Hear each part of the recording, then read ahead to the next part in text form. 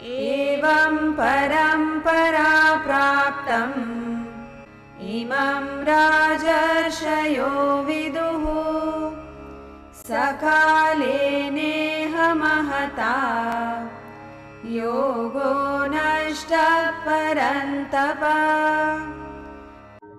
Thus obtained through tradition. The royal sages knew this.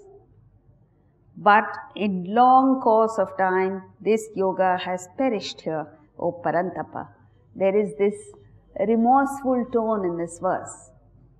Because he says, thus obtained through tradition, the royal sages knew this. So first of all, there are 4 sources of knowledge.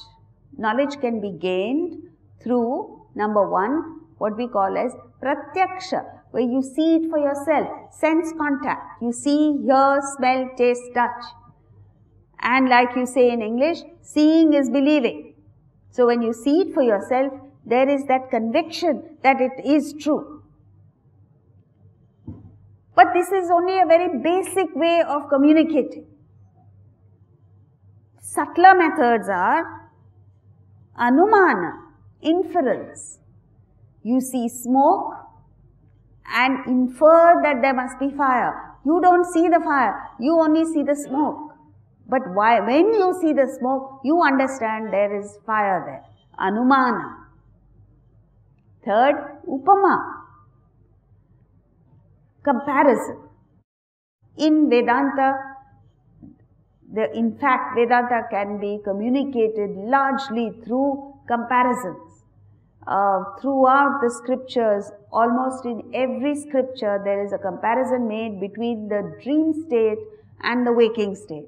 The dream state, which you now know, is an illusory state. They say the waking state is no different from the dream state. So, upama, comparison.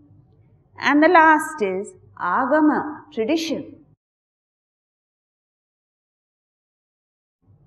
This long line of enlightened masters, this unbroken lineage of guru, mentor, shishya, disciple. Each one of them has independently done research, independently gone through the same knowledge and arrived at the same conclusion. And then they've given it out to their respective disciples. So here he is falling back on that tradition, obtained through tradition. And once you gain this imperishable yoga, as he calls it, you change from an alpatma, a small being, to a mahatma, a great being. That choice you have. Every moment of your life you can be small-minded and petty, or change your attitude, change the way you're looking at it, and look at it from a larger perspective. And that makes all the difference to your personality. He makes a reference here to Rajarshi, Rajarishis. Rajarishis were kings of immense power, wealth, so on and so forth, materially. But this external power and wealth came from internal enrichment. They were rishis internally. And this rishihood internally gave them rajahood externally. So they were a combination of raja and rishi. This is unique to the Indian culture. Wealth has an extremely corrosive effect on the mind. And to balance that, they always gave kings, princes, princesses, people who were gifted with wealth were always trained with Vedanta so that they could handle the wealth without getting destroyed by it. They were living a life of opulence, but which came from an internal maturity, rishihood. So, the royal sages knew this, but in long course of time, this yoga has perished. How does it perish?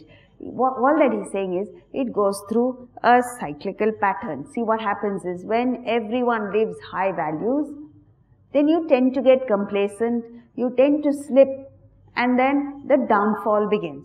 Then you keep going down until you hit rock bottom. Then what happens? There is a huge upsurge, a demand for values, and then again you go up. So we are unfortunately in the downsurge. But hopefully we've reached rock bottom and we'll pick ourselves up and move upward again.